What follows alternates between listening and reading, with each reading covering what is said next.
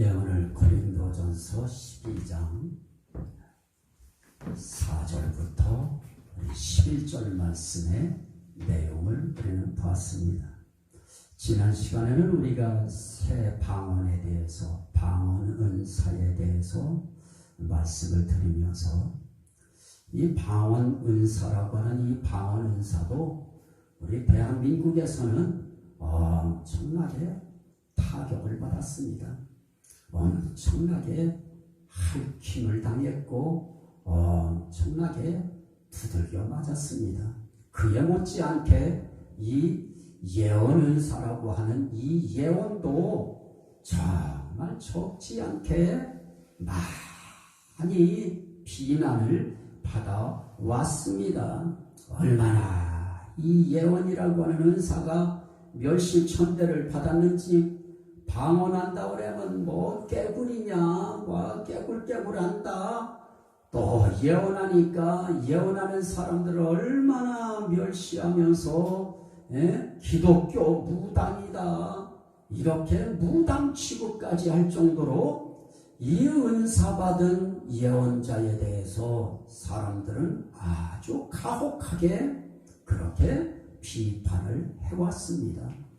그 비판 앞에 많은 이 예언 은사자들이나 방언 은사 받은 사람들이 숨 쉴 수 없을 정도로 난타를 당해왔기 때문에 어느 정도 포기해야 되겠다고 하는 마음이 든 사람들이 많습니다.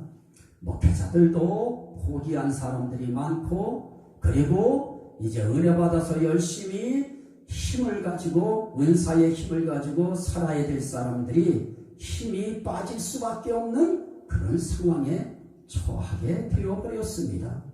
이런 와중에서 저는 오늘 이 예언 은사에 대해서, 이 예언이 어떤 것이냐? 이건 은사다. 은사인데 어떤 은사냐? 성령님이 주시는 은사다. 성령의 은사다. 그래서 이 성령의 은사도 아주 우리에게 중요한데, 가장 중요한 게 무엇입니까? 성령이 우리에게 임했을 때, 그 성령이 나타날 때 양면으로 나타나는데, 그 중에 하나가 열매로 나타나고, 그래서 성령의 9가지 열매가 있습니다. 그리고 또 은사로 나타나는데 그것도 9가지의 은사가 있습니다. 물론 그 이외에도 은사의 덕목으로 들어갈 부분들이 많이 있습니다만은, 오늘 이 12장에서 말씀드린 이 부분을 중심으로 해서 보면, 그러면 은사와 열매라고 하는 것은 성령이 나타날 때 우리의 삶 속에 드러나는, 하나는 열매로 드러나고 하나는 은사로 드러납니다.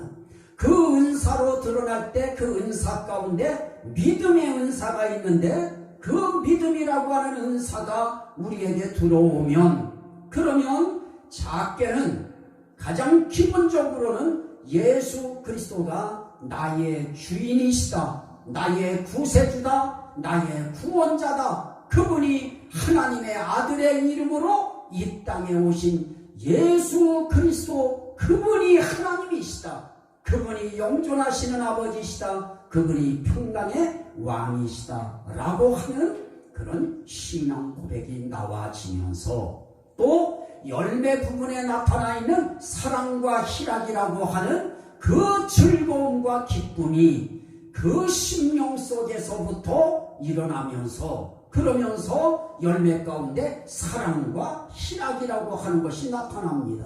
그래서 베드로 사도는 그걸 통해서 베드로전서 1장 8절에서 우리가 예수를 보지 못하였으나 사랑하는도다, 보지 못하였으나 믿고, 보지 못하였으나 말할 수 없는 영광스러운 즐거움으로 기뻐하니 믿음의 결국 곧 영혼의 구원을 받음이라 라고 말씀을 함으로써, 성령이 나타날 때 하나는 열매로 나타나고 하나는 은사로 나타나는데, 어떤 사람들에겐 은사로 나타나고 어떤 사람들에겐 열매로 나타난다고 하는 사실입니다.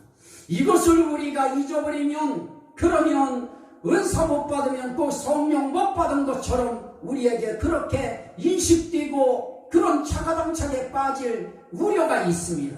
그러나 성령이 나타날 때 은사로도 나타나는 사람이 있고 열매로도 나타나는 사람이 있습니다. 그래서 어떤 사람들은 신앙생활하면서 그 모든 핍박 가운데서도 오래 참고 나가는 열매를 가지고 사는 사람들도 있습니다. 그것도 결국은 내가 참을 수 있어서 참는 것이 아니고 성령의 열매로, 성령의 역사로 참는 신앙생활을 해 나가는 것입니다. 오늘 그 가운데서 한 가지, 오늘 우리가 예언 문제를 이야기하려고 하는데, 이 예언이라고 하는 것도, 그러면 이것도 누가 주시는 것이냐? 방언에 대해서 이야기할 때 말씀드렸다시피 고린도전서 12장 11절에 있는 이 말씀은 우리가 정말 우리 마음속에 깊이 넣어야 됩니다. 이 모든 일은 같은 한 성령이 행하사 그의 뜻대로 각 사람에게 나누어 주시는 것입니다. 이 부분이 중요한 것입니다. 자, 각 사람에게 성령이 행하사 그의 뜻대로 각 사람에게 나누어 주시는 것입니다. 그러면서 은사에 대해서 이야기할 때에 은사를 왜 주셨느냐 하는 부분을 이야기할 때 하나님께서 고린도전서 12장 7절 말씀에 보면 각 사람에게 성령을 나타내심은 유익하게 하려 하심이라 그럽니다. 그러면 유익하게 하려 하심이라고 할 때에 그러면 어디에 유익한 것이냐 할 때 1차적으로 저는 교회의 유익을 위해서 주셨다라고 말씀을 드렸습니다. 그건 제가 드리는 말씀이 아니고 고린도전서 12장 28절에서 우리에게 주시는 말씀입니다. 하나님이 교회 중에 몇을 세우셨으니 첫째는 사도요, 둘째는 선지자요, 셋째는 교사요, 그 다음은 능력을 행하는 자요, 그러면서 그 다음은 병 고치는 은사와 서로 돕는 것과 다스리는 것과 각종 방언을 말하는 것이라고 하면서 여기에 무엇을 들고 나오느냐? 은사자들을 들고 나옵니다. 그러면 성령의 은사 받은 은사자들을 하나님께서는 어떻게 되냐? 교회에 세우셨다고 하는 것입니다. 그러면 은사자들을 교회에 세우신 이유가 무엇이냐? 교회의 덕을 세우기 위해서, 교회의 유익을 위해서 세웠다 하는 것입니다. 그래서 이 성경에 있는 말씀 가운데 고린도전서 14장 4절 말씀에 보면 이런 말씀이 나타납니다. 방언을 말하는 자는 자기의 덕을 세우고 예언하는 자는 교회의 덕을 세우나니 이렇게 말씀합니다. 방언을 말하는 자는 자기의 덕을 세우고 예언하는 자는 교회의 덕을 세우나니 이게 고린도전서 14장 4절에서 말씀하는 것입니다. 여기서 우리가 볼 수 있는 것은 예언은 무엇입니까? 예언하는 사람은 교회의 덕을 세운다라고 말씀합니다. 이런 측면에서 보면 우리는 이렇게 교회의 덕을 세우고 또 방언이라고 하는 것을 이야기할 때 어떻게 했습니까? 방언은 자기의 덕을 세운다라고 그렇게 말씀했습니다. 그러면 이 은사라고 하는 것은 결국 다 묶어보면은 묶은 이 은사는 결국은 교회를 세우기 위해서 주시는 것이고 그리고 교회의 구성원인 한 사람 한 사람 그 사람 은사자들을 세우기 위해서 하나님은 주시는 것입니다. 그렇다면 이 은사라고 하는 최하 방언이라고 하는 은사와 최하 예언이라고 하는 은사도 무엇을 위하여 주신 것입니까? 교회를 위하여, 교회의 유익을 위하여, 교회의 덕을 세우기 위하여 주셨다라고 말씀합니다. 그러면 예언은 교회의 덕을 세우는 것이고 그리고 방언은 자기의 덕을 세우는 것이라고 말합니다. 그리고 방언은 하나님께 말하는 것이지만 예언은 자기에게 한다라고 사람에게 한다라고 말씀합니다. 그러면 이 내용을 종합하면 여기서 아주 중요한 원리가 나타납니다. 이 은사를 부정하는 죄가 나타나는데요. 하나는 성령이 각 사람을 위하여 자신의 뜻대로, 성령의 뜻대로, 원하시는 뜻대로 각 사람에게 나눠주시는 것인데, 이 은사를 부정하는 순간 어떤 죄를 범하느냐? 성령의 뜻을 무시하는 죄에 빠지는 것입니다. 이건 무서운 죄입니다. 성령을 부정하는 죄이고, 성령의 뜻을 모독하는 죄이고, 거부하는 죄이고, 부정하는 죄에 빠지는 것입니다. 또 하나는 무엇입니까? 성령이 교회를 위하여 은사자들을 세우셨다고 했으니, 이 은사를 부정하면 그것은 결국은 은사 통해서 교회를 튼튼하게 힘있게 세우시려고 하시는데, 그거를 부정해버리는 것이기 때문에 교회를 세우시려고 하는 하나님의 교회까지도 무너뜨리는 죄가 성립되어집니다. 또 하나는 무엇입니까? 방언은 하나님께 말하지만은 이 예언은 사람에게 하나님이 그렇게 말씀합니다. 그러면 예언을 통하여 세우려고 하는 사람들이 있습니다. 예언 통하여 신앙을 키우려고 하는 사람들이 우리 하나님 앞에는 있습니다. 그러면 이 은사를 부정할 때에 어떤 결과가 나타나느냐? 그 사람 자체를 세우려고 하는 하나님의 뜻을 무시함과 더불어서 그 사람이 서는 것을 무너뜨리는 것입니다. 그래서 보십시오. 성령의 은사가 거부된 사람들이, 그 은사를 받은 사람들과 그 주변에 있는 사람들이 얼마나 패해합니까? 얼마나 거기에서 그걸 부정하는 교회에서 신앙생활하다가 얼마나 많이 피눈물을 흘리고, 얼마나 많이 마음의 고통을 하고, 얼마나 마음앓이를 하다가 그들이 결국은 교회에서 신앙생활하지 못하고 나갈 수밖에 없는 것입니다. 나가서 이리저리 다니다가 그나마 이 정상적인 교회에 들어가서 신앙생활한다고 하면 다행이겠지만, 그렇지 못하고 안 좋은 데로 빠졌다고 생각해 보십시오. 그건 정말 결코 우리에게 있어서 이건 비극이 아닐 수 없는 것입니다. 오늘 그래서 저는 은사 거부하면 안 된다. 열매를 거부하는 사람이 없듯이 은사도 거부해서는 안 된다. 왜 성령이 나타나는 한쪽의 열매를 인정하면서도 성령이 나타나는 또 한편에 성령이 나타남을 주실 때 주시는 은사는 왜 좋은 거는 원하고 왜 조금 자기들이 이상하게 보이는 그런 예언과 방언 부분은 왜 그건 무시하느냐 하는 것입니다. 그래서 저는 이것이 우리 한국교회에 몰고 올 파장도 저는 압니다. 그리고 이것을 함으로써 저도 설교하는 설교자로서 얼마나 또 많은 사람들이 저에 대해서 평가를 하고 잣대를 들이대고 한다고 하는 것도 저는 알고 있습니다. 그러나 성경이 말하고 있는 부분에 대해서 우리가 분명하게 눈여겨보면 그러면 정확한 답이 나오는데, 갈라디아서에서 뭐라고 합니까? 5장 23절 말씀에서 이 성령의 열매를 쭉 9가지를 말씀하면서 그러면서 이렇게 말씀합니다. 이 같은 것을 금지할 법이 없느니라. 답은 여기에 있는 것입니다. 성령에 나타나는 한편의 열매와 성령이 나타나는 한편의 은사에 있어서 이 은사나 열매나 그걸 금지할 법이 없는 것입니다. 그렇다면 은사를 금지할 법이 어디 있습니까? 은사 금지할 법이 어느 교단에 하나님이 주셨고, 은사를 금지할 법을 어느 교회에 누가 주었습니까? 그러므로 저는 이 은사는 성경에 기록되어진 그대로 이건 성령이 주시는 선물이다. 은사다. 그래서 야고보서에서 제가 1장 8절에서 말씀드린 것처럼 가장 좋은 은사와 온전한 선물이 다위로부터 빛들의 아버지께로부터 내려온다라고 말씀드렸습니다. 이 선물은 온전한 선물이면서 이 은사는 가장 좋은 은사인 것입니다.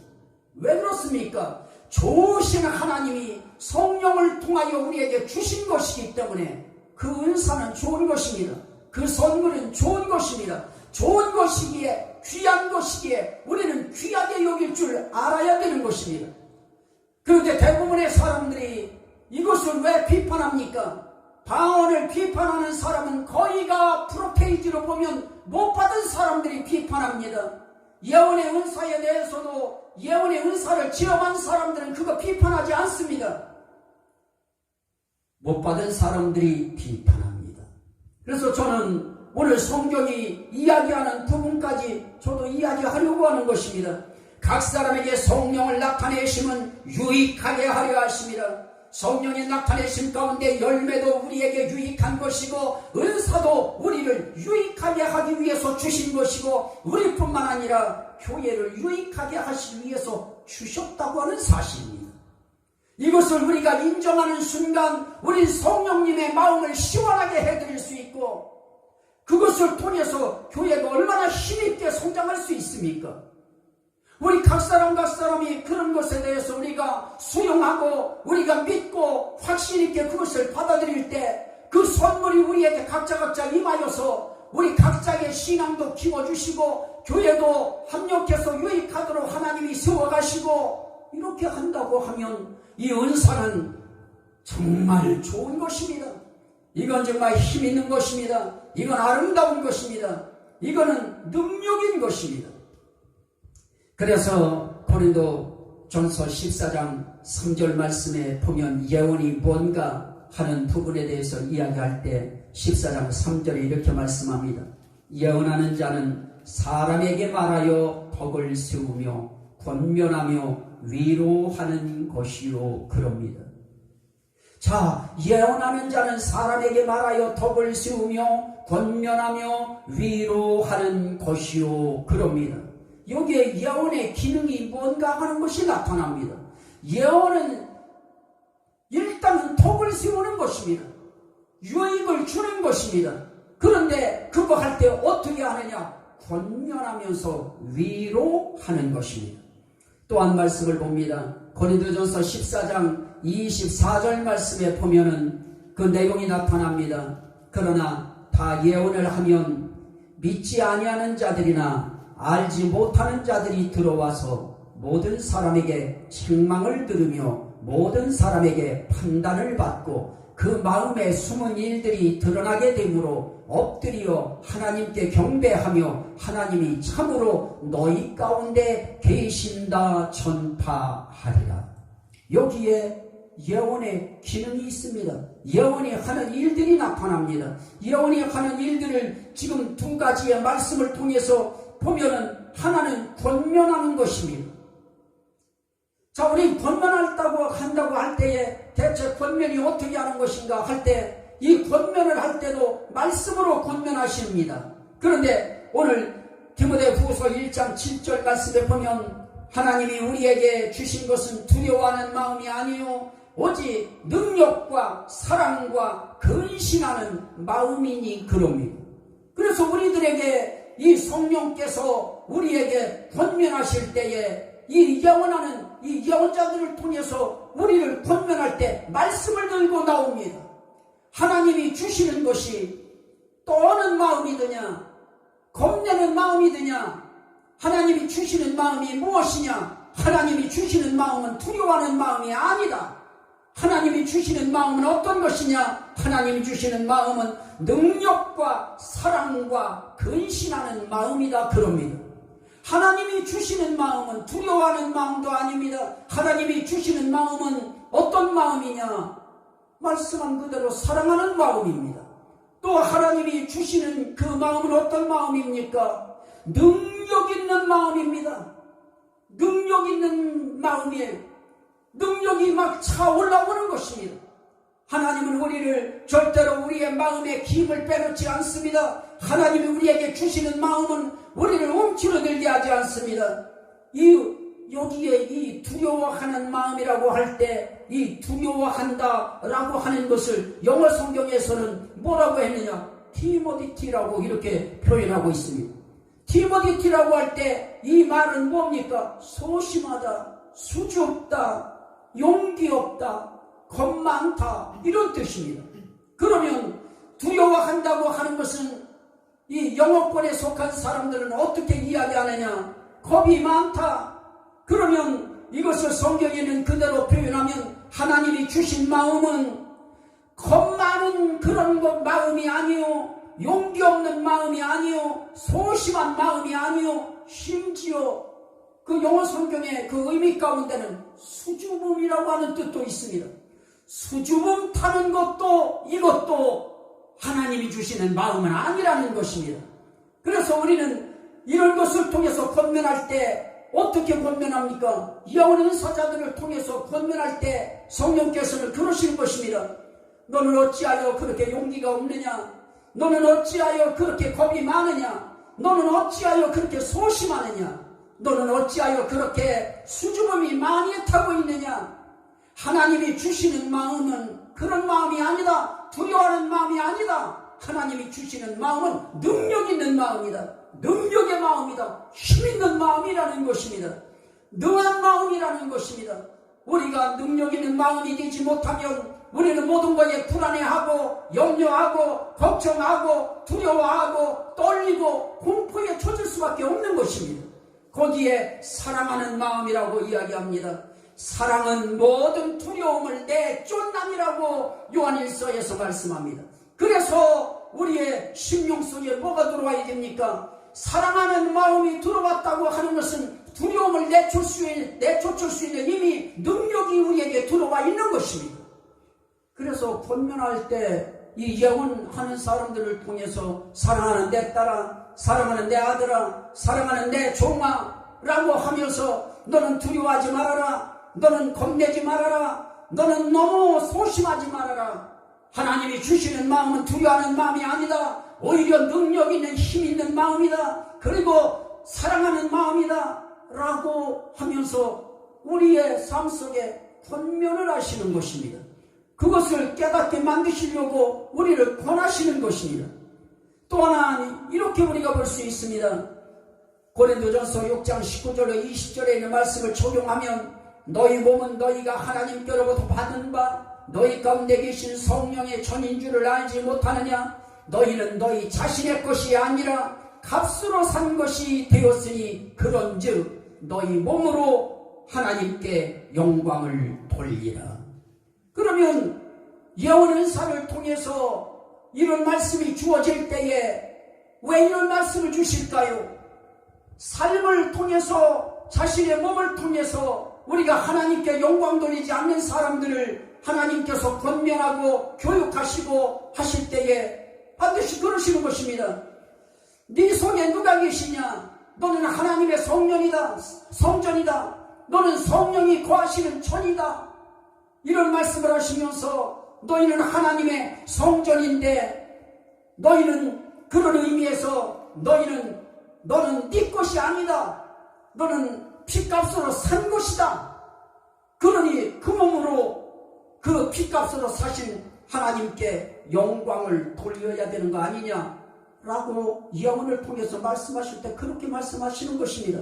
다시 말하면 이런 말씀들 통해서 예언하는 사람들이 이런 말씀이 소화되어서 이야기할 때 네 몸이 어떤 몸이냐? 네 몸은 성령의 전이 아니더냐? 하나님이 거하시는 성전이 아니더냐? 네 몸은 어떤 몸이더냐? 네 몸은 피값으로 사신 몸이 아니더냐? 그 몸 가지고 어디에 쓰겠느냐? 그 몸은 하나님께 영광 돌려야 될 그런 몸이 아니더냐? 너희 몸은 네 몸 아니다. 네 몸은 네 거 아니다. 네 몸은 하나님 것이다. 예수님 것이다. 성령님 것이다. 그러므로 그분 위하여 네 몸 바쳐라 라고 예언인 사자들을 통해서 많은 사람들이 그렇게 예언하게 되어지는 것입니다. 또 하나는 책망이 있습니다.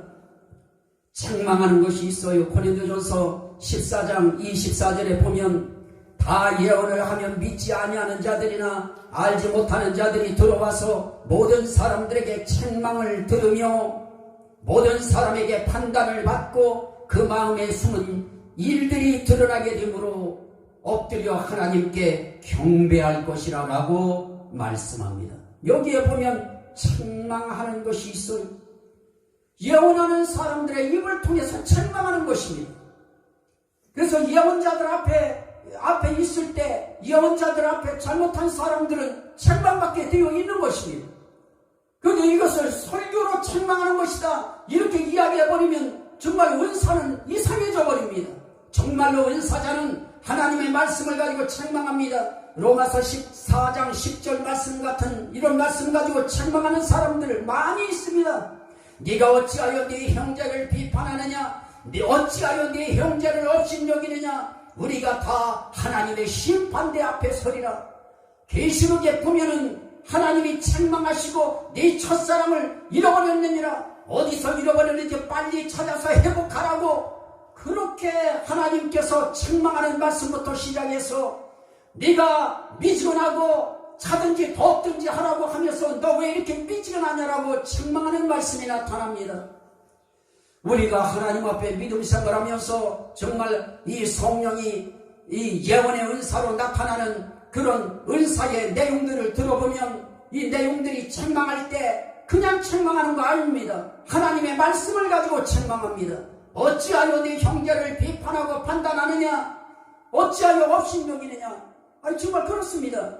우리가 한 지체된 우리 믿음의 형제들, 자매들, 우리 성도들 우리가 비판한다고 우리가 예를 들어서 생각해 보시죠. 우리가 서로가 서로를 비판한다고 하는 것은 무슨 의미겠습니까? 그 사람을 업신여긴다고 하는 의미인 것입니다. 정말로 업신여기지 않고 존중하고 귀하게 여기면 절대로 비판하지 않습니다. 오히려 칭찬하고 격려하고 위로하는 것입니다. 그래서 예언의 은사 가운데는 하나는 뭐가 있다고 했습니까? 권면하는 것이 있습니다. 또 하나는 책망하는 것이 있습니다. 책망할 때 어떻게 책망합니까?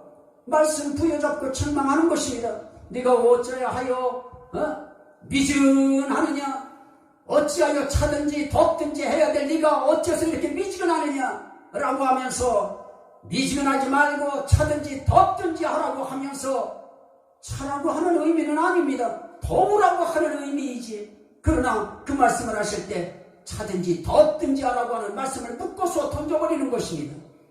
이렇게 성경에 이 책망하는 내용들이 많습니다. 이런 책망들 들으면은 우리가 고개를 들 수 없습니다. 어떻게 할 길이 없습니다. 우리가 빠져나갈 구멍도 없습니다. 이렇게 예언하는 사람들을 통해서 권면도 하고 책망도 합니다. 그러면서 위로도 있습니다. 오늘 말씀 가운데 책망을 받으며 라고 했는데 고린도전서 14장 3절에서는 뭐라고 합니까? 권면하며 위로하는 것이요 그럽니다. 영혼의 은사의 그 기능 가운데 하나는 무엇입니까? 위로하는 것이 있습니다. 날마다 책망만 하는 것이 아닌 것입니다. 하나님께서 위로해야 될 사람들, 위로해야 될 주의 종들에게는 하나님은 위로하면서 그를 세워나가시는 것입니다. 정말 힘든 사람들은 그냥 정말 죽을 것 같은 사람들한테는 하나님 책망도 안 해버리십니다. 왜냐하면 하나님이 너무 책망해버리면 힘조차 쓰지 못하고 그냥 쭈그려 앉을까봐 하나님은 살살 힘을 주시는 것입니다. 위로도 하시는 것입니다. 위로는 어떻게 하실까요? 로마서 11장 29절 말씀에 보면 하나님의 은사와 부르심에는 후회하심이 없느니라 하는 말씀이 나타납니다. 은사와 부르심에는 후회하심이 없느니라. 그렇습니다. 하나님의 은사, 하나님이 주시는 은사, 하나님이 주시는 선물, 그리고 하나님의 부르심, 여기에는 우리 하나님의 후회가 없는 것입니다. 그러므로 우리도 하나님의 은사와 부르심에 후회가 없으신 하나님 앞에서 하나님이 주신 은사 가지고 우리를 후회하며 살면 안 되는 것입니다. 우리를 불러주신 그 부르신 하나님 앞에 우리는 그 부르심에 우리는 응당응하면서 우리는 그 하나님 앞에서 우리는 당당하게 그 하나님 앞을 향해서 뚜벅뚜벅 걸어 나가야지. 그 하나님 앞에서 멀리 공문지를 뺀다거나 주저앉는다거나 우리 하나님이 손짓 하는데 엉금엉금 긴다든가 이것이 아닌 것입니다. 우리는 아무리 힘들어도 하나님 앞에 예수님이 이리로 오라 할 때는 그들이 뛰듯이 달려나간 것처럼 우리는 예언의 사자들을 통해서 우리에게 위로하는 음성이 들려오고 그렇게 할 때 우리는 거기에 힘을 내서 마치 아무런 문제가 없었던 사람인 양 우리는 그 위로에 힘을 얻어서 앞을 향해서 주님 앞에 나아가야 되는 것입니다. 이런 신앙생활을 위해서 그분은 우리를 위로하시는 것입니다. 그래서 성경 말씀에 보면 로마서 8장 1절 2절 말씀에도 말씀합니다. 위로하실 때 이렇게 하는 겁니다. 그리스도 예수 안에 있는 자에게는 결코 정죄함이 없나니 이는 그리스도 예수 안에 있는 생명의 성령의 법이 죄와 사망의 법에서 너를 해방하였습니다. 예수 안에 있는 자에게는 결코 정죄함이 없다고 위로하시는 것입니다. 사람들이 죄에 너무 묻혀 있어서 죄 때문에 고개도 들지 못하고 어깨도 펴지 못하고 죄 때문에 앞을 향해서 가지 못하고 양심의 가책을 받아서 그럴 때에 예수 믿는 사람들에게는 이 말씀을 가지고 위로하시는 것입니다. 네가 그리스도 예수 안에 있느냐? 그리스도 예수 안에 있다고 하면 결코 정죄함이 없느니라. 그러면서 말씀합니다. 그리스도 예수 안에 있는 생명의 성령의 법이 죄와 사망의 법에서 너를 해방하였기 때문입니다. 그래서 중요합니다.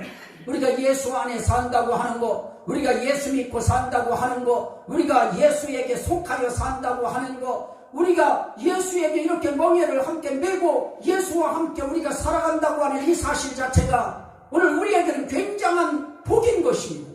우리가 예수 안에 있는 자에게는 결코 정죄함이 없나니 예수 안에 있는 성령의 생명의 법이 죄와 사망의 법에서 너를 해방하였음이니라.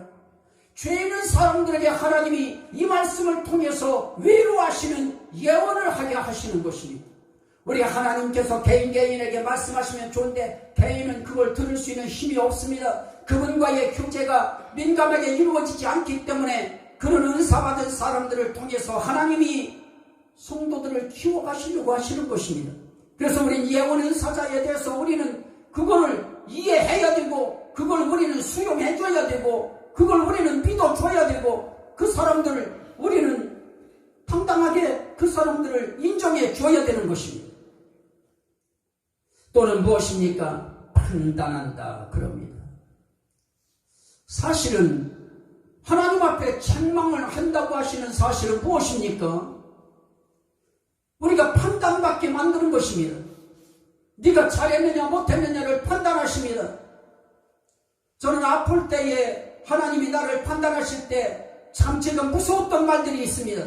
너는 목사이면서도 어찌하여 웃지 않느냐? 어찌하여 기뻐하지 않느냐? 기뻐하라는 것입니다. 웃으라고 하는 것입니다. 아픈데 어떻게 웃습니까?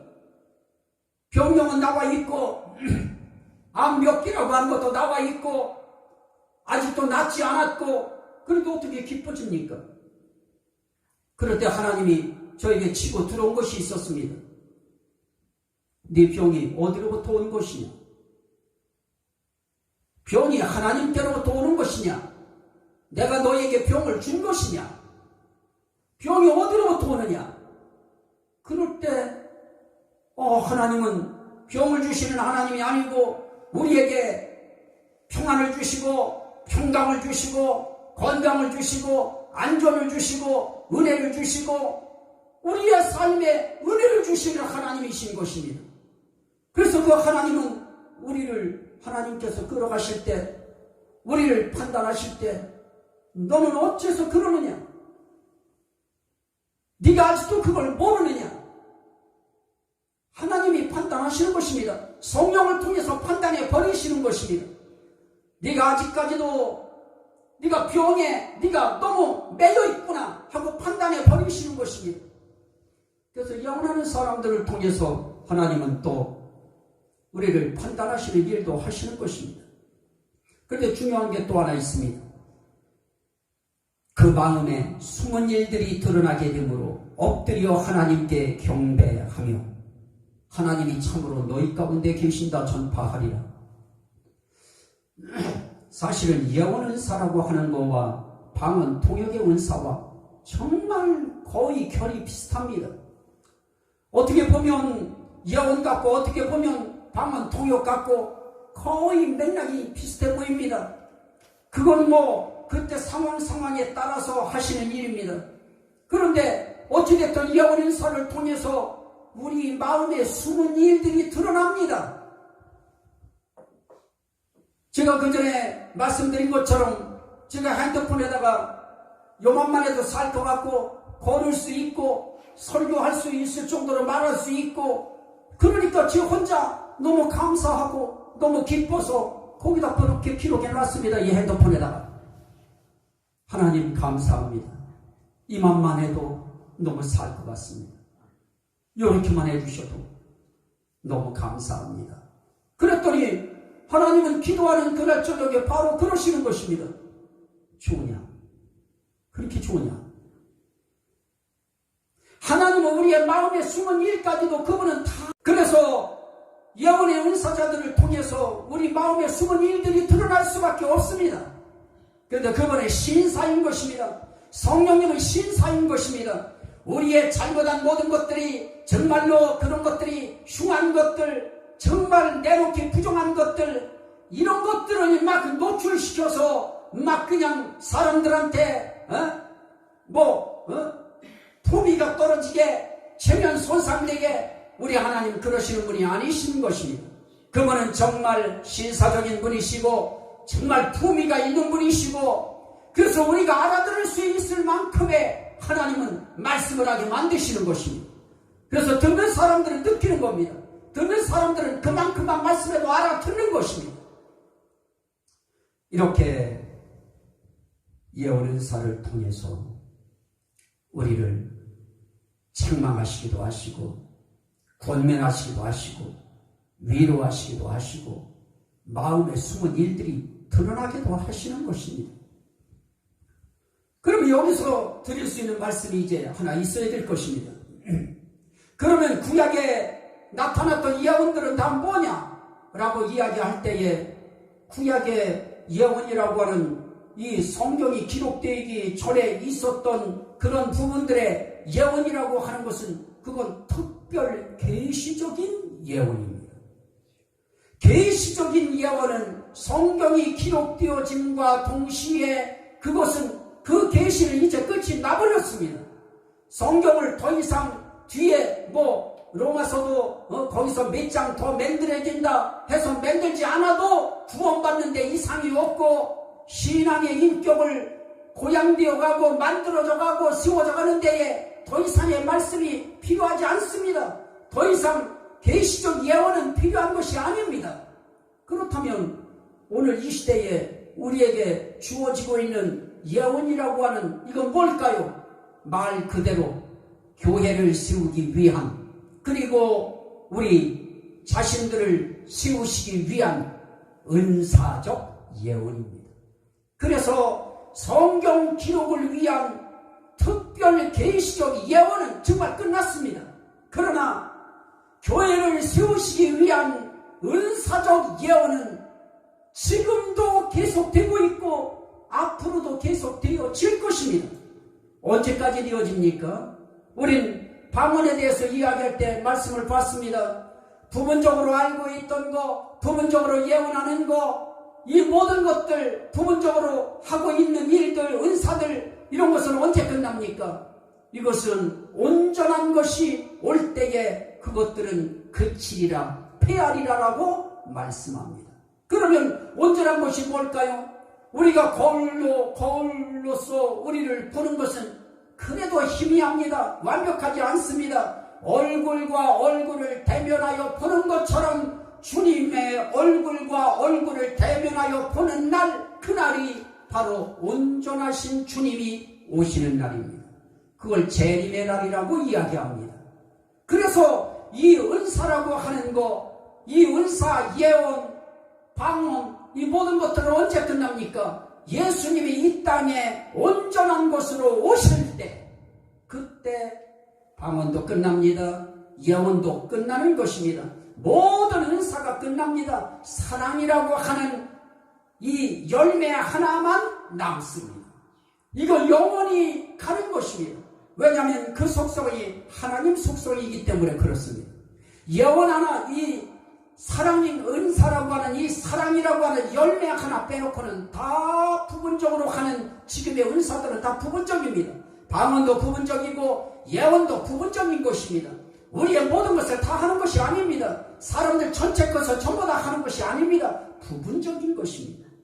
그런데 오늘 성경에는 고린도전서 13장 2절에 이 예언의 위력에 대해서 이렇게 이야기합니다. 내가 예언하는 능력이 있어 모든 비밀과 모든 지식을 알고 또 산을 옮길 만한 믿음이 있을지라도 사랑이 없으면 내가 아무것도 아니오라고 이야기할 때 예언이 어떤 것인가가 나타나는데 예언은 능력이다 그럽니다. 예언하는 능력이 있어. 그러면 예언하는 능력은 어떤 것일까요? 모든 비밀을 알아요. 그리고 모든 지식을 압니다. 이 세상 모든 있는 지식들을 예언의 은사의 영은 알고 있습니다. 이 세상에는 모든 비밀, 그 모든 비밀을 이 예언의 영은 다 알고 있습니다. 그리고 또 한 가지는 무엇입니까? 또 산을 옮길 만한 믿음이 있을지라도 예언의 영 가운데는 뭐가 있느냐? 믿음이 있어. 그래서 예언자들은요, 다른 사람들은 다 사업에 실패한 사람, 이 사역에 어려움을 겪는 사람, 고통당하는 사람, 또 병든 사람, 어떤 사람이 와도 당당합니다. 어떤 사람이 와도 믿음이 위축되지 않습니다. 오그라들지 않습니다. 주춤이지 않습니다. 아주 하나님같이 말합니다. 하나님처럼 당당합니다. 위풍당당합니다. 예언 은사자들이 참 당당합니다. 믿음, 정말 그 사람들은 믿음 떨어질 날 없는 것처럼 그 순간만큼은 믿음의 능력이 있습니다. 산을 옮길 만한 믿음이 그에게 있는 것처럼 사람들에게 비춰집니다. 모든 비밀을 알고 있는 것처럼 그렇게 비춰집니다. 모든 지식을 다 알고 있는 사람처럼 느껴집니다. 이런 정도의 예언은 능력이 있는 것입니다. 그래서 우리 예언의 능력을 가볍게 여기면 안 됩니다. 그 능력이 임하는 성도들이 다 그런 능력이 임했다고 보십시오. 앵가는 거에 대해서 절대로 휘청거리지 않습니다. 앵가는 거에 대해서 절대로 실망하지 않습니다. 그 은혜가 임한, 그 영이, 예언의 영이 임한, 그런 예언의 은사가 임한 사람들은 능력 있는 신앙생활을 할 수 있는 것입니다.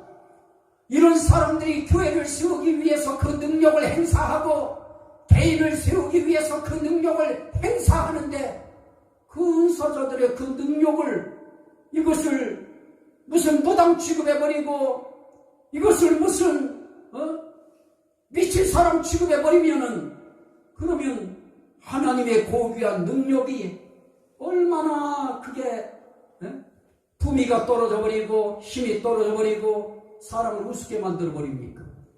나는 할 수만 있으면 우리 모두가 다 예언의 능력이 있어서 정말 성도들을 세워주는 역할을 하고 교회에 덕을 세우고 유익을 주는 이런 분들이 되시기를 주의 이름으로 축원합니다. 그 능력이 임해야 될 것입니다. 그거 임하면 우리는 정말 초라해 보이지 않습니다. 외모는 초라해도 그 속엔 하나님의 능력이 움직입니다. 하나님의 능력의 영이 살아 역사합니다.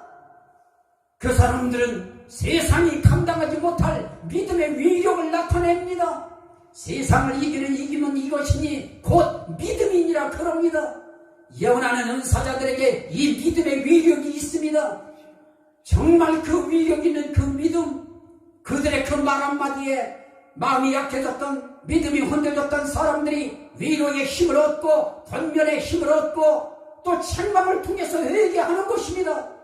마음에 숨은 일들이 적당히 드러남으로 하나님 앞에 다시 한번 하나님은 살아계시구나, 하나님은 멀리 계시지 않구나, 하나님은 이렇게 나를 보고 계시구나 하고 오히려 내 숨은 일이 드러남을 통해서 더 그 하나님을 의존하게 되어지는 것입니다. 이런 능력을 왜 거부합니까? 이런 능력을 왜 부정하고 이런 능력을 왜 무당 취급해버리고 이런 예언의 은사를 왜 그렇게 죄인 취급하는 그런 시대 속에 우리가 살아야만 됩니까? 거기에 완전히 주눅 들어버렸어요.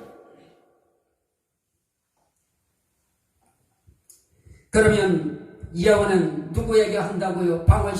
고린도전서 14장 22절에는 이렇게 말씀합니다. 방언은 믿지 아니하는 자들을 위하는 표적이나 예언은 믿는 자들을 위함이니라. 예언은 믿는 자들을 위하여 하는 것입니다. 믿는 사람들에게 하나님의 말씀을 통해서 그들을 책망하고 권면하고 위로하고 그들 마음에 숨은 일들을 들춰내서 그들로 하여금 하나님께 접붙임될 수 있도록, 하나님께 가까이 가게 할 수 있도록 하나님께서 믿는 자들을 다시 한번 그들을 세워놓는 역할을 하시는 것입니다. 그렇다고 그러면 영원한 은사자가 그러면 모든 거에 절대자냐? 그런 것은 아닙니다. 하나님은 그렇게 하시지 않습니다. 고린도전서 14장에 그렇게 말씀합니다. 14장 말씀에 32절 33절 말씀에 보면 이렇게 말씀합니다. 하나님은 예언하는 자들의 영은 예언하는 자들에게 제재를 받나니 하나님은 무질서의 하나님이 아니시오 오직 화평의 하나님이십니다. 예언하는 자들의 영은 예언하는 자들에게 제재를 받나니, 이거 가지고도 정말 많이, 이 말씀 때문에도 사람들이 많이 허우적거릴 수밖에 없었습니다. 이게 무슨 뜻인지 이걸 사람들이 알 수가 없었습니다. 그래서 이거는 예언하는 자들의 영은 예언하는 자인 목회자에게 제재를 받는다, 그렇게 이야기해버렸습니다. 그리고 그것이 우리나라의 정설처럼 와버렸습니다. 물론 틀린 것은 아닙니다. 그러나 그 시대 속의 상황을 우리가 인지하고 알고서 우리가 이것을 해석을 해야 됩니다. 그 시대 속에는 어떠했습니까?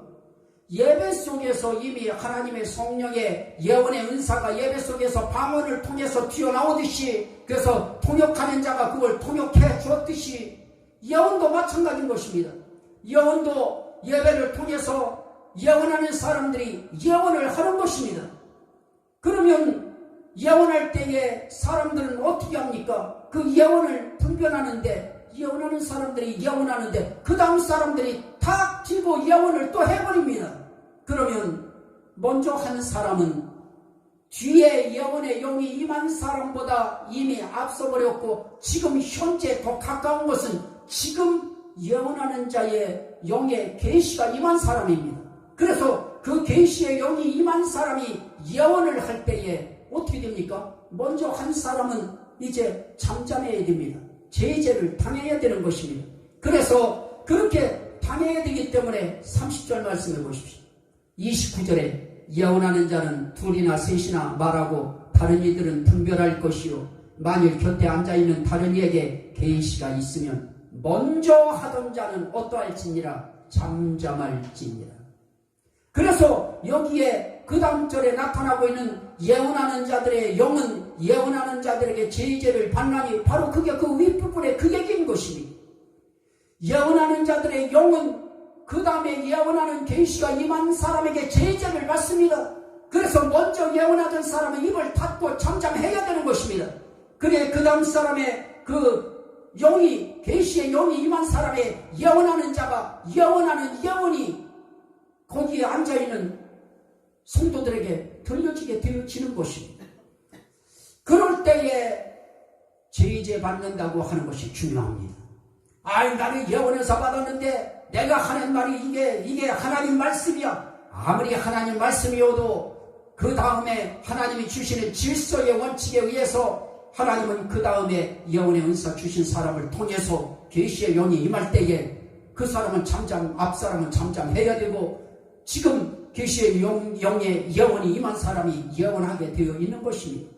또 하나는 무엇입니까? 그때 분별해야 됩니다.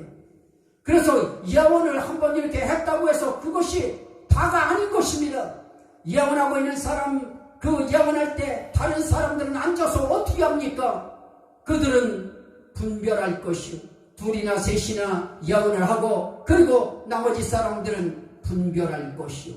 무엇을 분별합니까? 오늘 우리가 분별하는 것이 있는데, 이 예언이 하나님께로서 난 것인지 아니면 사람의 마음에서 나오는 것인지, 또 하나는 이것이 하나님의 영으로부터 온 것인지 아니면 이건 거짓 영으로부터 온 것인지, 이것을 분별하라고 하는 것입니다. 그래서 우리는 이 예언에 대해서도, 예언자도 이렇게 여러 번의 이 분별하는 사람을 통해서 이 예언이 어떻게 되어집니까? 옳음과 옳지 않음이 그때그때 제재를 당해야 되는 것입니다. 그래서 예언하는 사람들은 정말 하나님 앞에 신의 자녀들처럼 살아야 됩니다. 정말 빛처럼 살아야 됩니다. 맑고 깨끗하고 순수하게 말씀에 붙들려 살아야 되는 것입니다. 성령에 이끌려 살아야 되는 것입니다. 그래야 자기 욕심이 안 나옵니다. 자기 사욕대로 하지 않습니다. 성령의 이끌림대로 바로 깨끗하고 순수하게 예언할 수 있게 되어지는 것입니다. 그러면 어떻게 해야 될까요? 고린도전서 14장 12절 말씀에는 그렇게 말씀합니다. 이 예언에 대한 성령의 뜻이 있습니다. 그러므로 너희도 영적인 것을 사모하는 자인즉 교회의 덕을 세우기 위하여 그것이 풍성하기를 구하라. 우리는 영적인 것을 구하는 성도들입니다. 영적인 것을 사모하는 사람들입니다. 교회의 덕을 세우기를 위하여 우리는 은혜를 사모하는 사람들입니다. 그래서 우리에게도 이 영적인 예언의 은사와 더불어서 우리에게 이 은혜가 풍성하게 임하기를 우리도 하나님 앞에서 구해야 되는 것입니다. 기도해야 된다는 것입니다. 남들이 은사 온 것을 거부할 것이 아니고 나도 그 은사가 임하기를 구해야 되는 것입니다. 고린도전서 14장 1절에도 말씀합니다. 사랑을 추구하며 신령한 것들을 사모하되 특별히 예언을 하려고 하라. 하나님도 성령의 감동을 통해서 바울사도의 입을 통해서 특별히 예언하려고 하라고 이렇게 예언을 강조했는데 인간들이 자기들의 비위에 맞지 않는다고 자기들이 볼 때 판단할 때 그거 이상하다고 그냥 그것을 멸시해버리고 없인 여겨버리면 안 되는 것입니다. 분명히 말씀합니다. 특별히 예언을 하려고 하라. 고린도전서 14장 39절에도 그렇게 말씀합니다. 39절 말씀에는 우리에게 주는 말씀 가운데 그런즉 내 형제들아 예언하기를 사모하며 방언 말하기를 금하지 말라 그럽니다. 예언하기를 사모하라는 것입니다. 데살로니가전서 5장 20절에서도 말씀을 제가 드렸습니다만 데살로니가전서 5장 20절에서 우리에게 주시는 말씀이 무엇입니까? 예언을 멸시하지 말고 그럽니다. 마치 방언을 금하지 말라고 말씀했던 것처럼 데살로니가 교회를 향해서 예언 멸시하지 말아라. 오늘 이 말씀을 우리 한국교회가 들어야 될 말씀입니다. 오늘 한국교회의 많은 목회자들이 들어야 되고 그 지도를 받은 많은 성도들이 들어야 됩니다. 예언을 멸시하지 말라고 말씀합니다. 성경 기록을 위한 예언은 끝났지만 교회를 세우기 위한 또 교회의 성도들을 세우기 위한 은사적 예언은 주님 오시기 전까지는 계속 되어집니다. 그래서 우리는 이 예언을 멸시하면 안 되는 것입니다. 말씀 마칩니다. 오늘 하나님은 우리에게 예언에 대해서 하나님은 이것 통해서 오늘 이 시대에도 교회를 세우기 위해서 권면하시고 책망하시고 그러면서 위로하시고 그러면서 또 하나님은 그 마음에 숨은 일들을 드러나게 만들어 주시되 그러면서 또 하나님께서 그들을 위로의 영으로 딱 잡아주셔서 하나님 앞에서 또 교회가 견고하게 흠없이 티없이 성장되어질 수 있도록 주님 앞에 흠없는 교회로 세워지도록 하나님은 이 은사를 우리에게 허락하신 것입니다. 마지막 정리합니다. 성경 기록하기 위한 특별 계시적 예언은 끝났습니다. 하지만 교회를 세우기 위한 은사적 계시의 예언의 영은 지금도 계속되고 있습니다. 성령이 역사하고 있기 때문에 그렇습니다. 이 영이 충만하시기를 주의 이름으로 축원합니다. 아멘. 우리 같이 주여 삼창하고 한번 우리 기도할 때 하나님 우리에게도 성령의 충만함을 허락하여 주시옵소서. 하나님께서 우리에게도 예언의 영이 충만하게 하시고 방언을 금하지 말라고 했는데 하나님께서 우리에게 방언 통역의 은사도 허락하여 주시고 우리에게 각가지 은사를 허락하여 주셔서 우리가 하나님 앞에 살아갈 때 우리가 힘없이 살지 말게 하시고 하나님 우리가 힘이 없으면 안 됩니다. 하나님 우리에게 힘을 주시옵소서. 이 은사가 우리에게 힘을 줍니다. 이 은사가 우리를 강하게 만듭니다. 이 은사가 우리 교회를 힘있게 할 것입니다. 능력있게 세울 것입니다. 그런데 거기서 능력을 빼버리라고 하니까 교회는 힘을 잃어버리는 것입니다. 교회의 성도들도 힘을 잃어버리는 것입니다. 그러면 힘있는 교회, 힘있는 성도밖에 될 수 없는 것입니다. 주여 삼창하고 기도합니다. 주여